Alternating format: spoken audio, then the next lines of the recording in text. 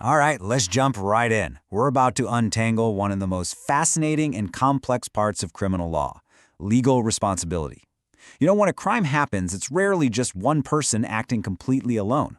So how does the law figure out who's to blame and how much? It's way more complicated than you might think. And today, we're going to break it all down. So, let's start with the scenario we've all seen in the movies. A classic bank heist. You've got the mastermind, the brains of the operation, you've got the lookout, whose only job is to watch for cops, and then you have the getaway driver, just sitting in a car a block away. Now, they all played a role, for sure, but are they all equally guilty? I mean, really? One person just sat in a car. How does the legal system even begin to slice up that pie of guilt? Well, that's the puzzle we're going to solve together. So here's our game plan. First, we're going to look at the big picture, what I call the spectrum of guilt. Then we'll zoom right in on the main players, the architects of the crime. After that, we'll meet their supporting cast. Then, we're going to explore the invisible glue that holds it all together, the blueprint for the crime. And to wrap it all up, we'll see what the law does when crime becomes a pattern. Okay, so the very first thing we have to do is completely reframe how we think about crime. Stop seeing it as a single event. Instead, I want you to imagine it's a living, breathing ecosystem. Seriously, in this ecosystem, you have your apex predators, the ones who execute the plan.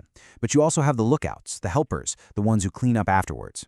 The law, then, acts like a biologist. It's not just asking, did you do it? It's asking, what was your niche? What was your specific role in this entire system? Because that role, that changes everything. So how does the law start sorting all these players out? Well, the very first cut is based on how serious the crime was. For the really bad stuff, we're talking grave and less grave felonies, the law casts this huge net. It pulls in everyone, the principals, the accomplices, and the accessories. But here's where it gets interesting. Look what happens with light felonies. The net shrinks. Suddenly the accessories, the people who only help after the crime is done, they get a pass. They're off the hook. So the gravity of the crime itself literally defines who was even on the hook to begin with. All right, let's climb to the top of that criminal food chain. We're talking about the architects, the key players, or what the law officially calls principals. And to really wrap our heads around their different roles, we're going to switch our metaphor. Forget the ecosystem for a minute. Now I want you to picture a symphony orchestra getting ready to perform. The principals, they are the absolute stars of the show. But here's the thing. Not all principals are created equal. There are actually three very distinct types. First, you've got the soloist, the person right there in the spotlight playing the main part.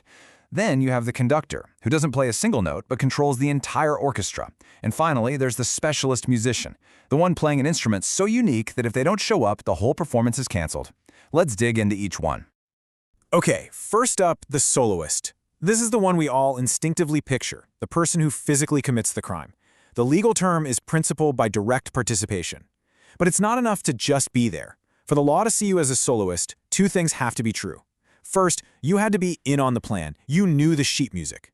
And second, you had to personally perform your part of that plan. You didn't just agree to the crime. You were on stage, making it happen. Now for the conductor. This is where the law gets really fascinating. A principal by inducement might be miles away from the crime scene, but they are the absolute reason it happened. Their influence is what's called the determining cause. It has to be so direct, so powerful, that without it, the soloist never would have acted. This can be a threat, a bribe, a promise of a reward, or sometimes something as subtle as a command. They're the true puppet master. And believe me, words can be incredibly powerful weapons. Just look at the real case of People v. Balderrama. You have an older brother, Ernesto, who's 35, and his much younger brother, Oscar, who's 18. During a heated argument, Ernesto yells at Oscar, "Strike him now, strike him now!" And Oscar does. He stabs the victim. The court looked at the age difference, the power dynamic, and they decided that wasn't just a suggestion. That was a command. That was the conductor's baton coming down, starting the whole tragic performance. Ernesto never laid a hand on the victim, but his words made him a principal. Finally, let's meet our specialist musician. This is the principal by indispensable cooperation. Now that word, indispensable, is everything here. This is not just about helping. This is about providing a contribution so critical, so essential, that the crime would have completely failed without it. The classic example? The safecracker in a heist. You can have the plan, the driver, the muscle, but if you don't have the one person who can open the vault, you've got nothing. Their cooperation isn't just helpful, it's the absolute linchpin. So let's put this idea to the test with another real case. People v. Tolentino. Here's the situation. A man named Tolentino attacks someone else. Another man at the scene not only doesn't participate, eyewitnesses say he actually tried to stop the fight. But after the victim was already dead, this man, apparently out of fear, helped Tolentino carry the body to a creek. So what do you do with that? He obviously cooperated in some way. But was his cooperation indispensable to the crime of murder?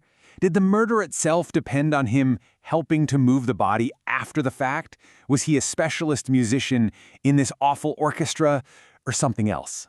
The court came back with a very clear no. And the reason why is absolutely crucial to understanding this. To be a principal by indispensable cooperation, you must share in the criminal plan from the very beginning. There has to be a unity of purpose.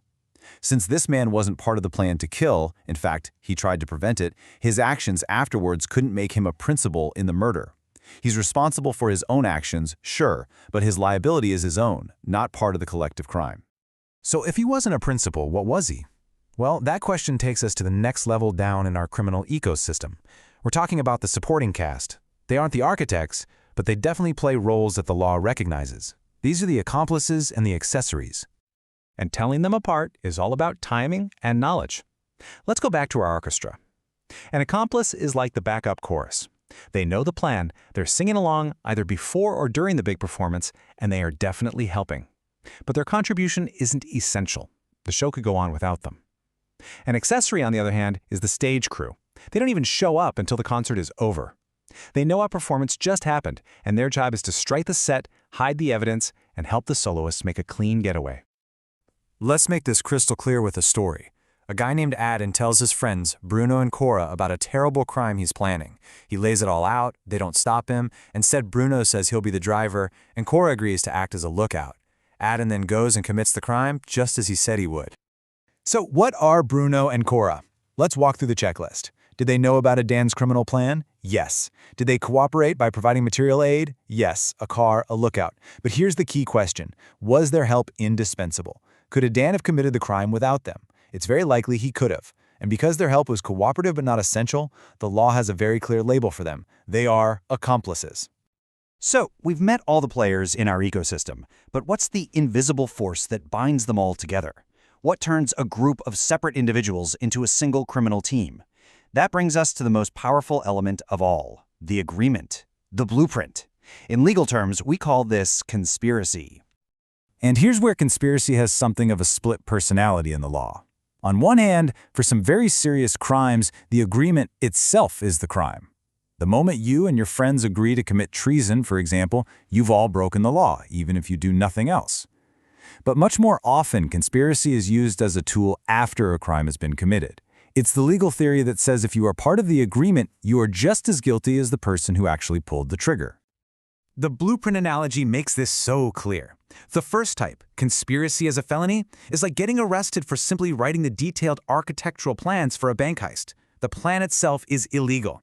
The second type, conspiracy as liability, is what happens after the heist. The police find that blueprint, and they use it to convict the entire construction crew that brought that terrible plan to life. And this leads us to one of the most powerful doctrines in all of criminal law. Once a conspiracy is proven, the law says this: the act of one is the act of all. Let that sink in. It doesn't matter if you're the mastermind who never left your house or the lookout on the corner. If you are part of the agreement, what they did, you did. Their guilt is your guilt. You are all bound together by that shared plan. But the law doesn't just look at a single crime in a vacuum. It has a long memory. It looks for patterns over time. So what happens when someone makes crime a habit? Well, the law has special ways of dealing with repeat offenders. The first is called recidivism. This is what's known as an aggravating circumstance. If you've been convicted of a certain type of crime before, your sentence for a new, similar crime can be made harsher. But then there's habitual delinquency. This is a whole other level. It's a special, more serious label. If you get convicted of specific crimes like theft or robbery 3 or more times within a 10-year period, the court can add an extra penalty on top of your sentence. It's the law's way of saying, this isn't just a mistake anymore. This is a pattern of behavior. So, as we've seen, guilt is almost never a simple black and white issue. It's not a switch you flip. It's a spectrum, a complex ecosystem filled with different roles and different degrees of responsibility. From the mastermind to the getaway driver, every action, every choice creates a ripple. The law's immense challenge is to measure the size of that ripple. And it leaves all of us with a final powerful question to consider. In any system, in any group, how close to the center of the action are you truly willing to stand?